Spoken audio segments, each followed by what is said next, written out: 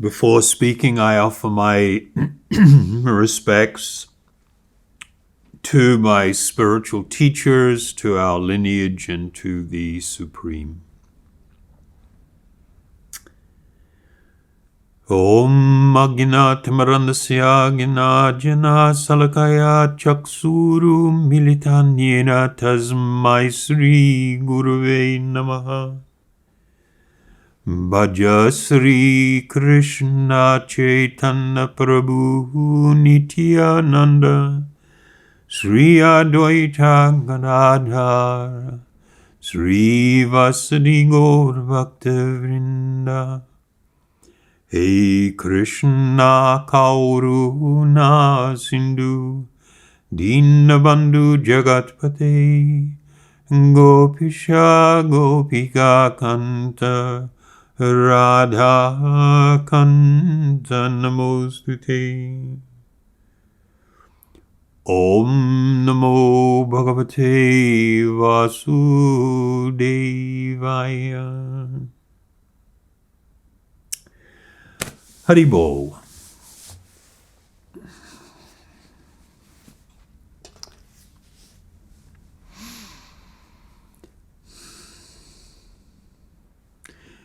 The journey towards spiritual enlightenment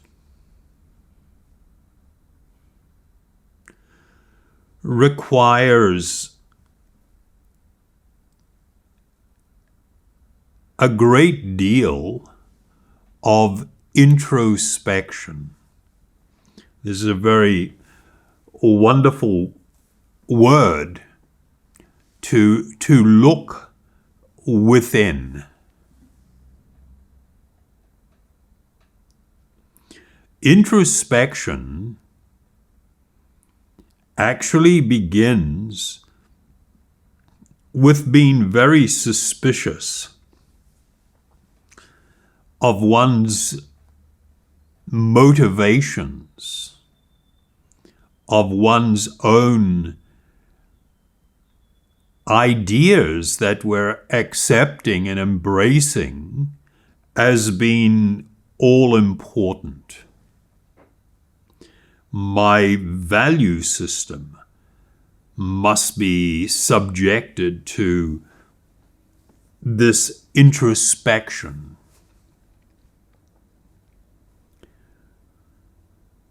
Today, I'm just going to really, the focus will be on humility. The tremendous significance and importance of the cultivation of this quality of humility in order to become successful on this journey, this path towards spiritual enlightenment. Failing to cultivate humility will ensure, guarantee your lack of success. That's how critical it is. That's how important. So you may wonder, so what's that earlier thing that guy was talking about, introspection? What's that have to do with humility? In order to be successful, in order to be able to utilize, introspection as a tool to help us grow spiritually, it's necessary to be very humble. The failure to be humble will have catastrophic results. Catastrophic because it means we will remain covered. So one of the foundational principles for real spiritual life is that we're talking about something that is wildly different than what I would categorize as material life. The experiences that we have to date, at least a lot of them, or the influences, the filters that are making it so we see things in certain ways.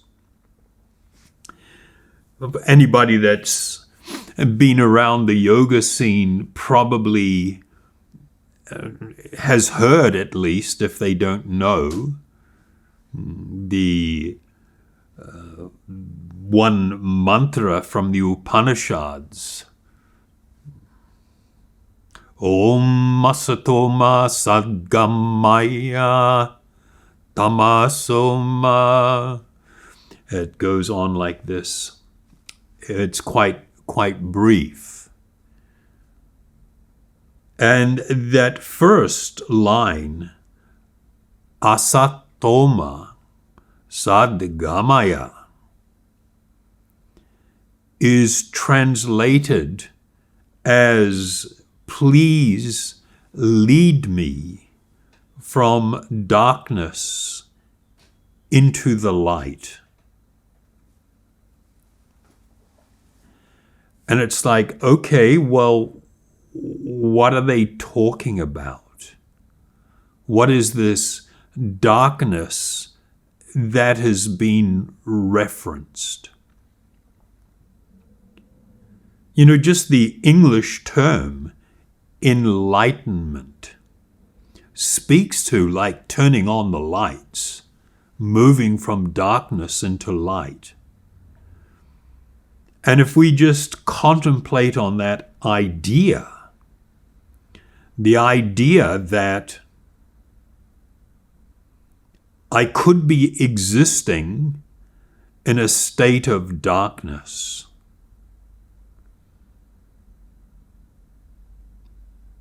that is kind of like a little bit shocking, because nobody feels that they're in a state of darkness, that there is a lack of light.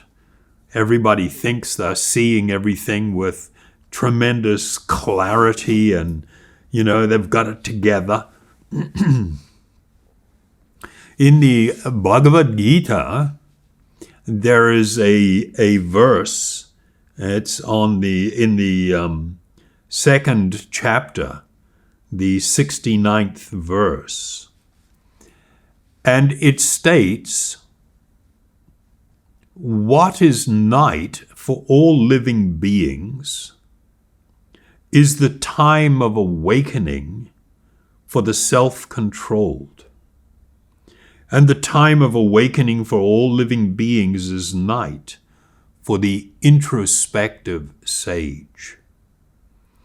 So this is like, whoa, the difference between spiritual realization and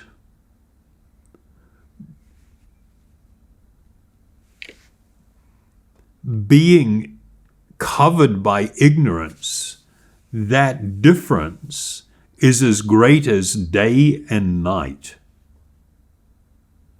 Now, I may not see it with that clarity, but this is actually a fact.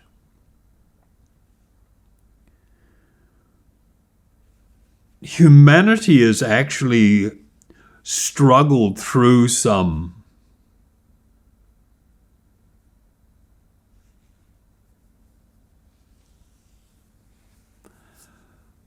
types of development that has not led to enlightenment.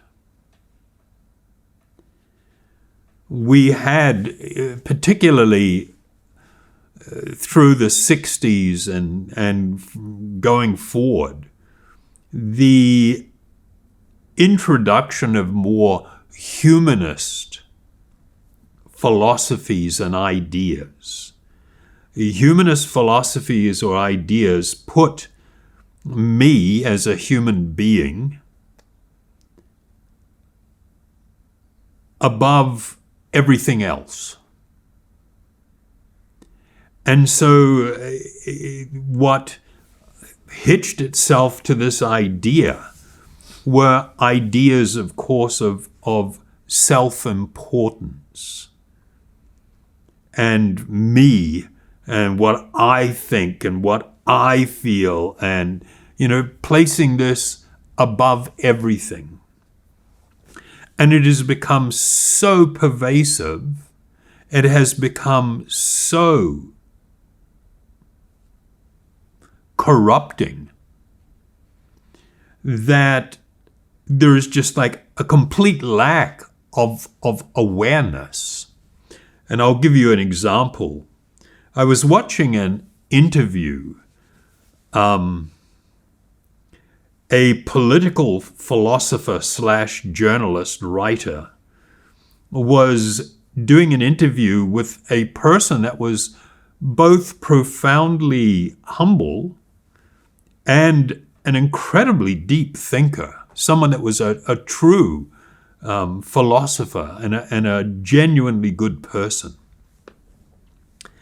And the interview was a little bit contentious because the person doing the interview was always trying to score points and try to show the superiority of their thinking over this other person's. And as part of this discourse, the person asked, so in terms of problems that the world's facing, what about overpopulation? And the person that was being interviewed responded, well, I reject this idea of overpopulation. The journalist said, well, the crisis of overpopulation. From a spiritual perspective, this is an incredibly ignorant idea. The problem is not the overpopulation, but the problem is really about the quality of people. If you had 10 billion saints on the planet, the place would be heavenly. But if you have even one highly selfish and evilly motivated individual, that's one too many. And so the guy responded. First, he said he didn't think it was a crisis.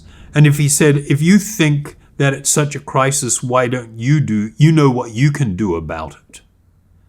And the person was like, taken aback. And he said, if you really think it's such a problem, then why don't you take a step to solve it? And what he was implying, why don't you commit suicide? If you think that the overpopulation of the world is a crisis, you have the power to do something about that by removing yourself from the planet. And when he raised that in such a subtle way, the person was kind of like really startled by that idea. And what I was watching was the shift in the state of consciousness of the reporter or the writer or the interviewer, where they went from being so filled with, self-confidence and righteous indignation, and what are we going to do about all of this terrible overpopulation? Of course, not considering themselves at all as being part of the so-called problem, and being very willing to consider how to get rid of others. How they call it bringing down the population, but it's kind of like saying putting my pet to sleep. You're not putting your pet to sleep, you're killing it. You want to make yourself feel good about it, But in reality, what you're doing is you're killing that animal for whatever reason. I'm not questioning the motive, but at least let's be honest about what you're doing. And so you have this situation where the person has gone from really thinking that they had this clarity that was so utterly driven by self-importance that the thought of me removing myself as being part of the solution was terrifying and it kind of like completely mind-blowing. So this is a small example of how we tend to not see the role that we are playing in things. We tend not to see how our consciousness is affecting us and whether it is helpful in moving forward in our life towards spiritual realization or not.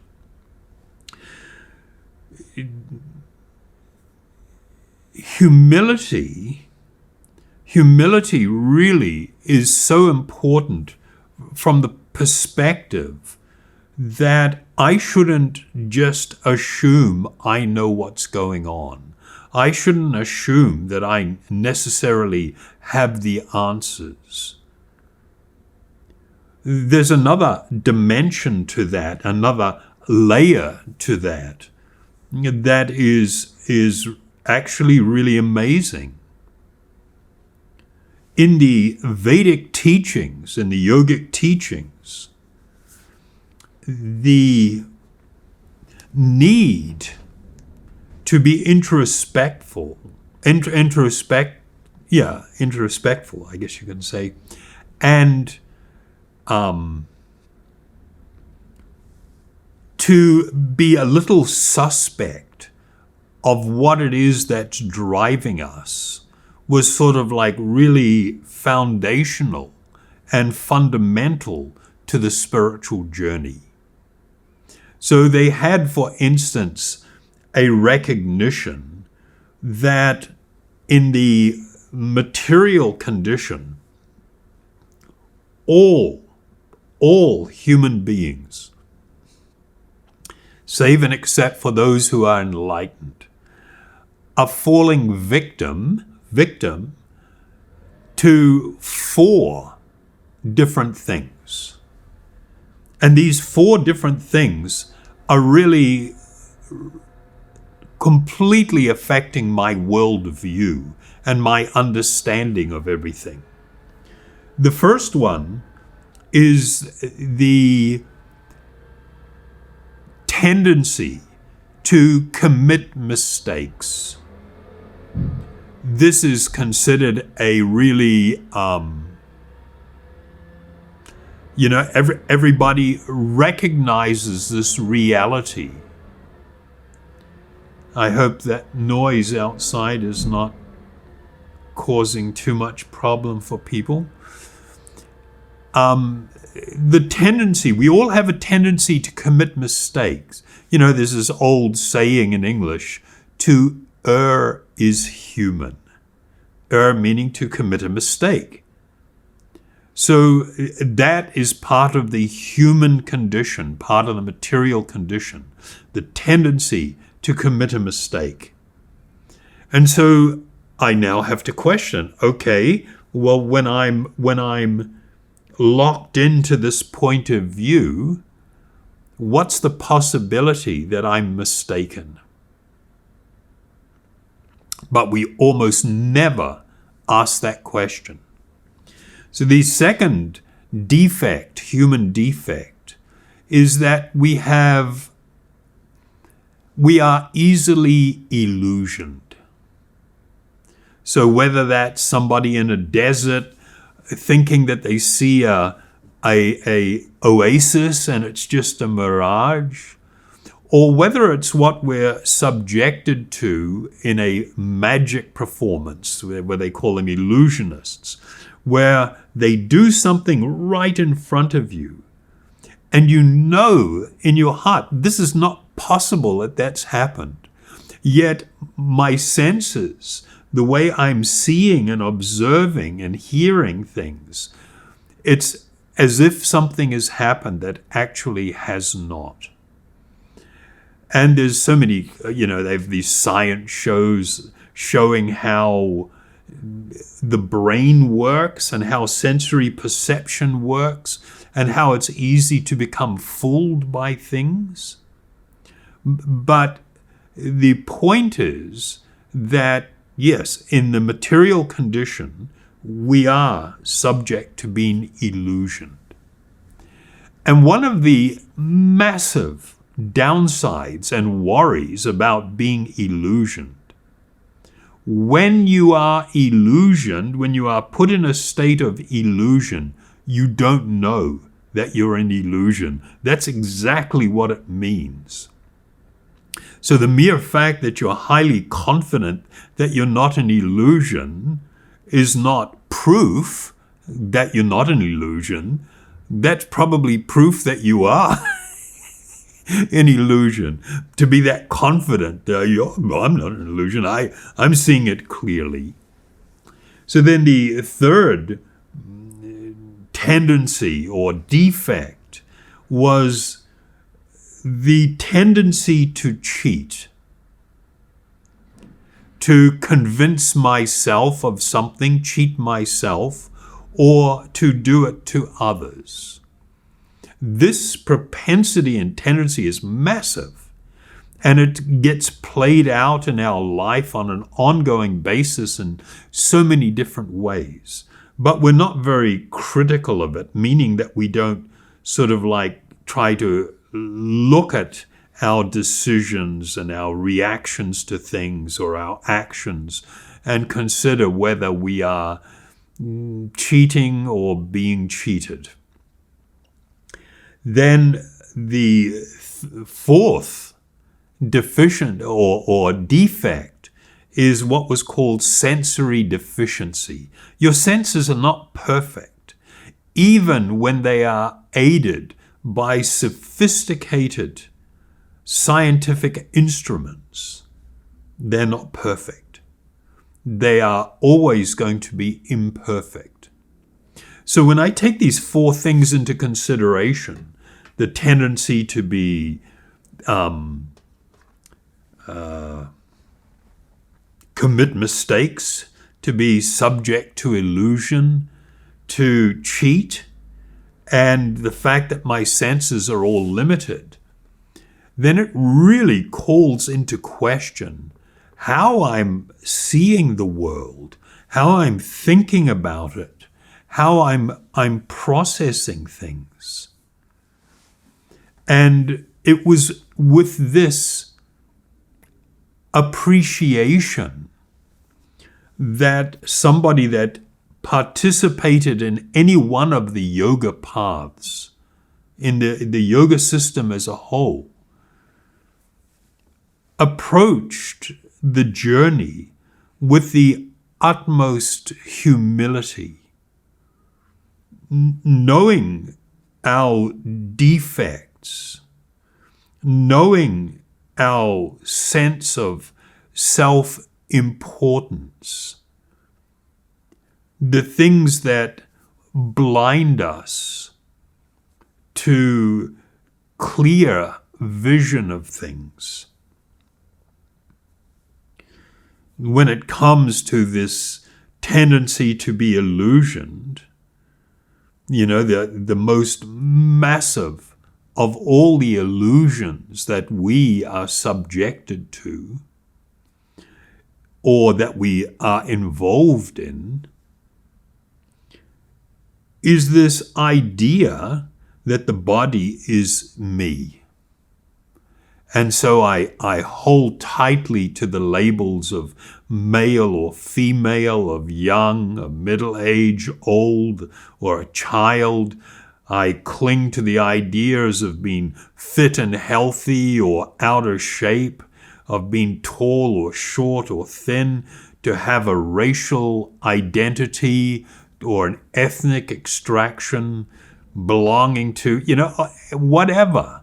All the unlimited numbers of labels that we place on the body,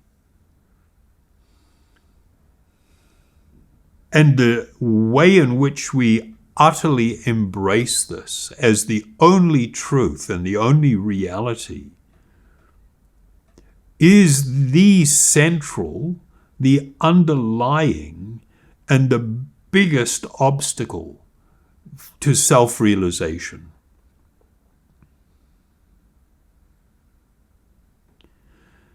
Rising from these false labels or false identities is then, ideas of how to seek happiness, how to seek fulfillment,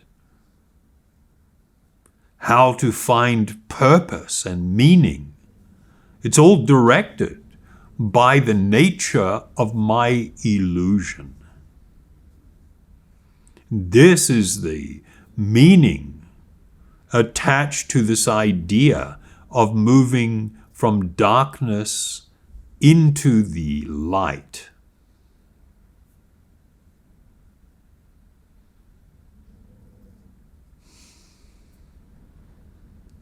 When we don't even appreciate our condition and our situation because we're so caught up in the movie, it's like this movie playing out in our head.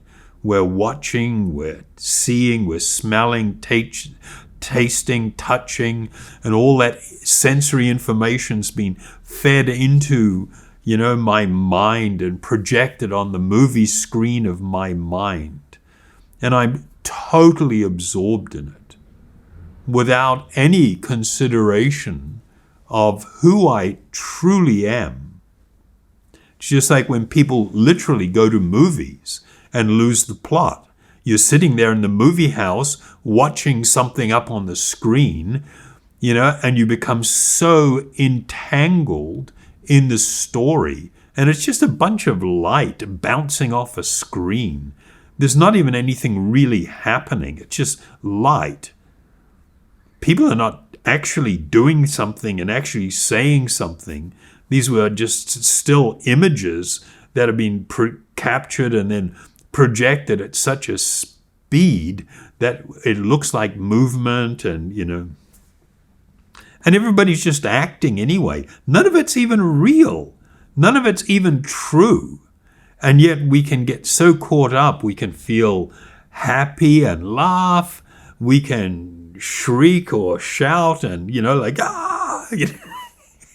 and become frightened of something, become sexually aroused. We can become terrified of something. It's just like, it's crazy land. There's nothing actually happening to you. There's just all this stream of sensory perception that's being projected onto the mind, and I am so deeply identifying with it.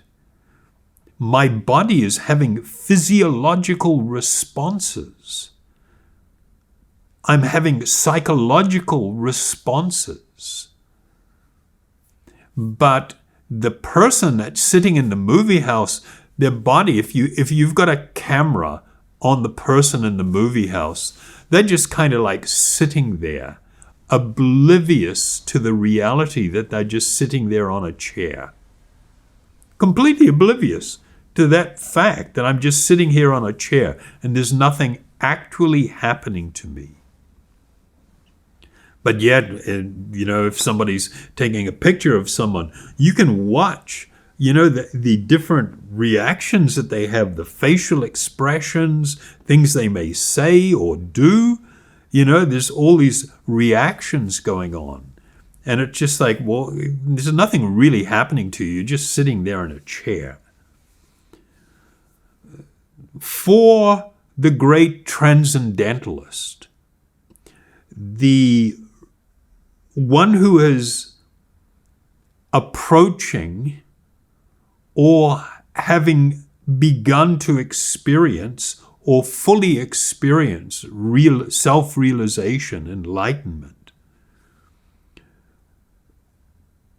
their experience compared to the experience of a person in the materially entangled condition is like that difference between night and day. It is so huge. It's so huge. The monumental upside to self-realization is this awakening to the most extraordinary spiritual experiences. The awakening of an experience of spiritual pleasure that cannot be compared to anything, any experience in this world. And the greatest experience is when the natural tendency and attraction towards love becomes manifest spiritually and experienced. The ecstatic happiness that is connected with that experience. And so you have these two, completely different things. They're like, one is in darkness, one is in light. One is, there is a state in the material thing where we're hoping for love, we're hoping for happiness, we want everything to be permanent, but it's constantly changing. We don't want to die because we desire to be eternal. We desire happiness to go on forever. They lived happily ever after. All of these things we intensely desire, but we're not experiencing that reality. We're experiencing the opposite of that in the material world. Sit at the bedside of a person who is dying and hold their hand and help them through that experience. That will transform your life, potentially. Usually people that when they experience the death of someone close to them, it's kind of like this huge wake up. And everything is like, whoa, out of balance. And everything has been suddenly turned upside down. And there is that opportunity for massive clarity. But then our tendency is to get over it, to move past it, to grieve and then move on, meaning to fall back into that deep illusion again, to have not been able to take advantage of this opportunity to go like, whoa, do I need to think about life differently? Do I have to think, should I be thinking about my priorities differently? Should I consider behaving differently in my relationships and connections with others and with this world?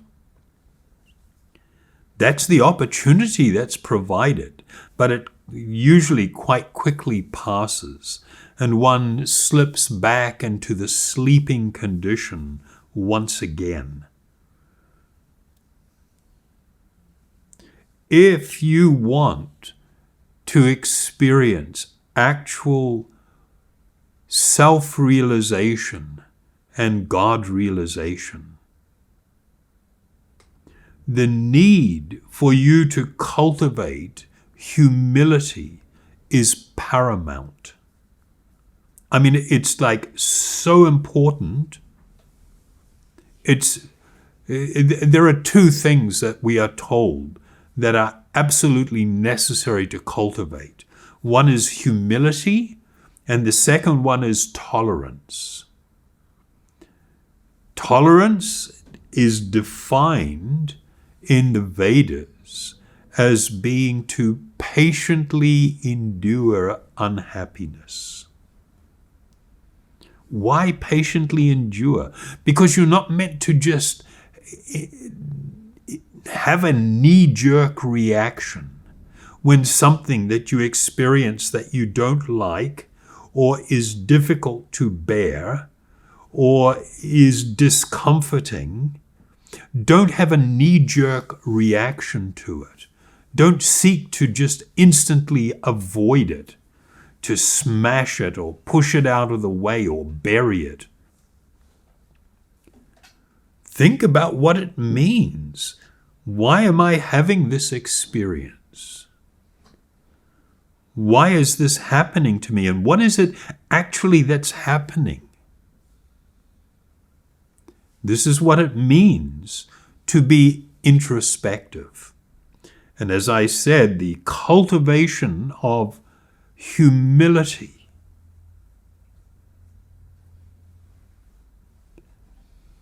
Being able to see my predicament and my situation with some clarity will completely change your life, will completely change your experience, the experiences that you go through in this journey that we call life.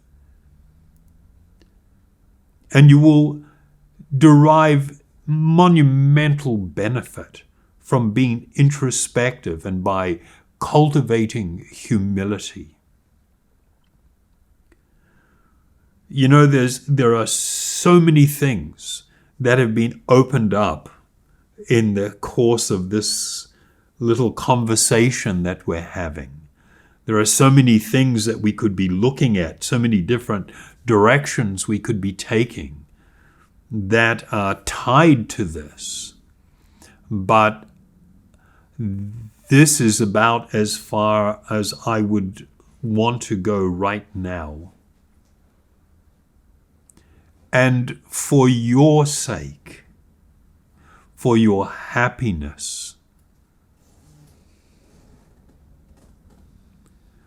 I humbly beg of you that you take this seriously, this advice. It's not coming from me. I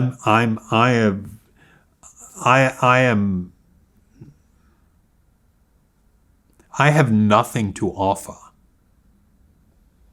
Everything that I'm passing on to you is that which has been given to me, shared with me, from my spiritual teachers, from the Vedas. I am not the source of them. But in embracing them, it has transformed my life. It has transformed me.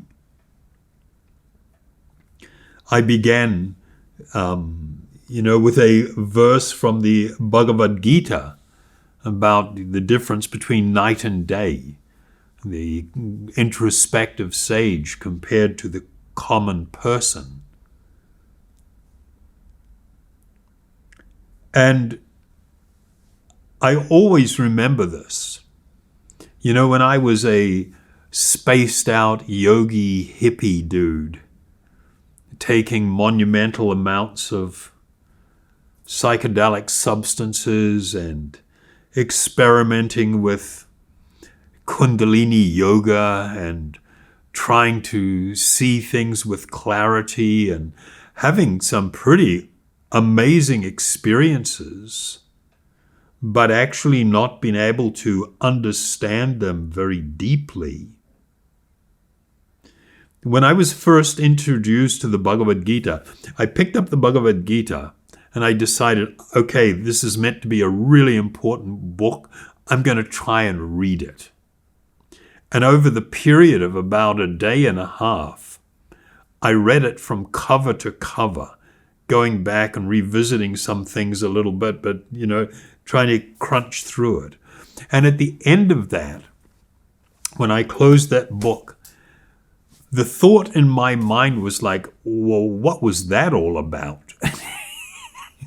There was not one idea that I had read that jumped out to me and was earth-shattering. There was not one thing that was like this huge aha moment, like, whoa, whoa, I had read it, and to me it all just sounded like it was the same stuff just being repeated over and over again. And it was kind of like, well, what's the big deal with this? Over time, due to the tremendous grace and mercy of my spiritual masters and of the Supreme Soul, the way in which I have come to understand and see things has radically altered. I now find that I can pick up the Bhagavad Gita and take just one verse, and I could probably speak about that verse for 6 or 8 or 10 hours and still not run out of beautiful and amazing truths that are tied to this. It is so deep and it is so profound. But when I was in that state of being, of course, very self-centered and arrogant and thinking I had it together and I knew what was going on, after all, you couldn't do so much acid and not know what's going on.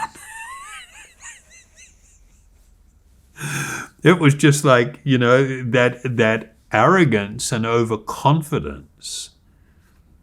But yet, when exposed to such wonderful transcendental truth, couldn't fully get my head around it. So it's kind of like, that was a shocking revelation to me that, I was so out of it and yet was so confident I knew what was going on. And I understood and saw things with clarity. I knew what was in my best interest. Looking back now, I see, no, I was horribly ignorant. So the need to actually cultivate, to consider what I'm talking about here, and to cultivate this quality of humility is absolutely foundational and fundamental to your spiritual growth. You cannot have spiritual growth without a growth in humility. They are tied together. And so, some people, you're going to have different reactions to what I'm saying. Some people are going to be like, what the hell? And I don't agree with that, or wow, that's far out, and whoa, never thought of it like that. You're going to have a whole spectrum of reactions, just as I had, have gone through a spectrum of reactions to spiritual truth. But I do humbly request that you try to reflect on this, not just once or twice, but to incorporate this into your spiritual journey, this great need for the cultivation of this quality of humility. And I think I've given you some insights into why it's important and why it will help overcome the ignorant obstacles that come from ideas of self-importance and illusion. Okay, I hope that wasn't too serious. It's a very important subject. So I'll leave it there. Thank you so very much for the opportunity to share this with you. And let's close out with a not too long chant. We will use the Haribol Nitai Gaur mantra and maybe we'll go into the Maha Mantra or the Hare Krishna mantra. Thank you very, very much. Hari Bol.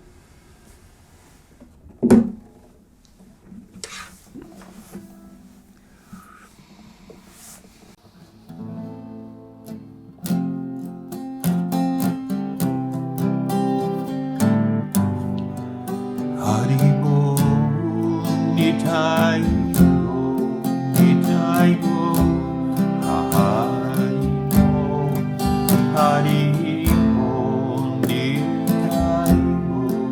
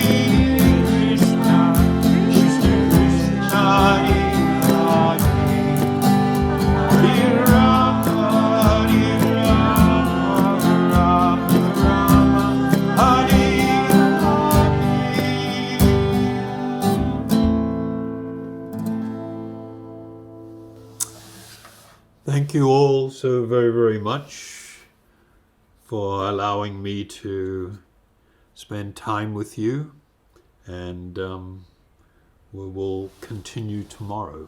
Haribol.